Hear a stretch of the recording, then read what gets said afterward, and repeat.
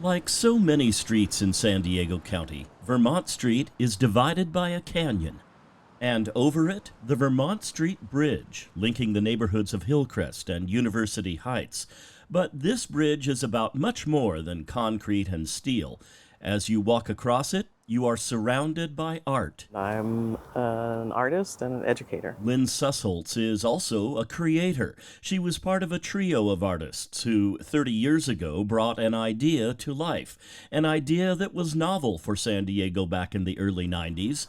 Public art. The art is a series of stainless steel and colored acrylic panels, as well as decorative work on the concrete, sandblasted text and design, decoration, shapes and symbols. A description worthy of Webster's dictionary. But you have to walk this bridge to have that description come to life, to experience the idea at the heart of the art. The ideas, the metaphors of bridging and walking and a way to look at our sense of time and space in our environment. Many of the panels feature quotes, some whimsical like this one from Kate Sessions.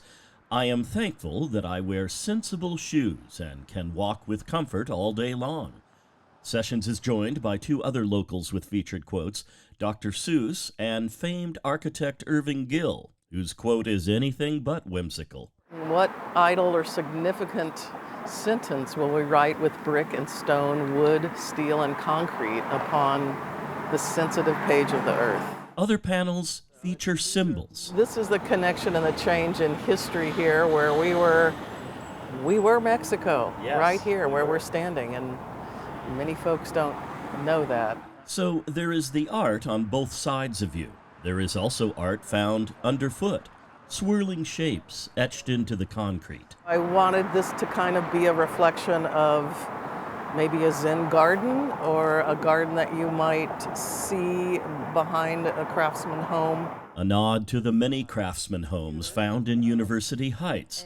Bordering the shapes are words, more precisely, definitions of one word. This one's pulled out of the dictionary.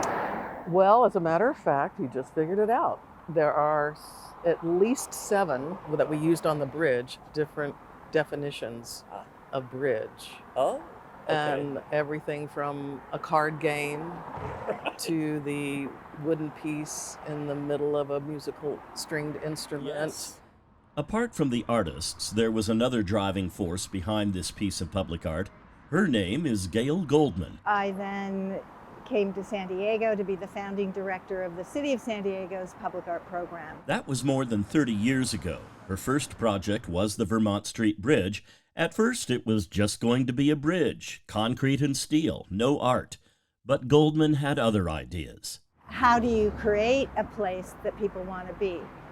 And art is a way to do that, to give it some meaning and to make it a destination, as opposed to just having a tunnel of anxiety. How do I get from this end to that end?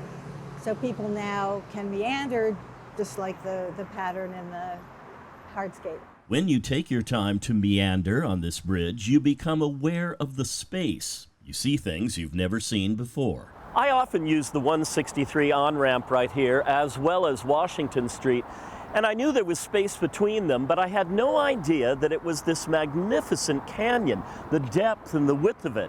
I didn't know any of that until I crossed the Vermont Street Bridge. Public art humanizes a space, and I feel very strongly that how our mood and how our ability to be present is very much affected by what's in our environment.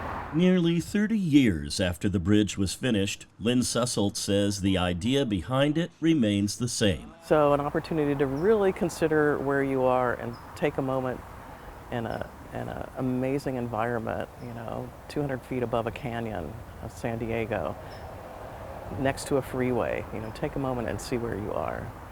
And when where you are is the Vermont Street Bridge, you know you're at a place that's about so much more than just a way to get from here to there. John Carroll, KPBS News.